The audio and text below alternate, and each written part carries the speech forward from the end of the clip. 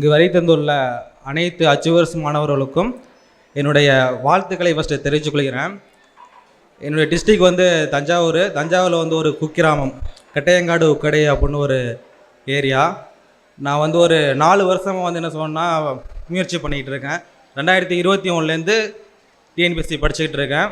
First ஆரம்பிக்கும் போது எப்படி படிக்கணும் அப்படின்னு ஒரு ஐடியாவே இல்லாமல் படிச்சுக்கிட்டு இருந்தேன். சுரேஷுக்கு வந்ததுக்கு அப்புறம் மட்டும்தான் இப்படி தான் படிக்கணும், எக்ஸாம்னா இதை மட்டும் படித்தா போதும், எல்லாத்தையுமே படிக்க தேவையில்ல அப்படின்னு என்னை நெறிப்படுத்தி கொண்டு போனது இந்த அகாடமி மட்டும்தான். இன்னொன்று என்னென்னா, நான் வேறு எந்த சோர்ஸுமே எடுத்து படித்ததே கிடையாது.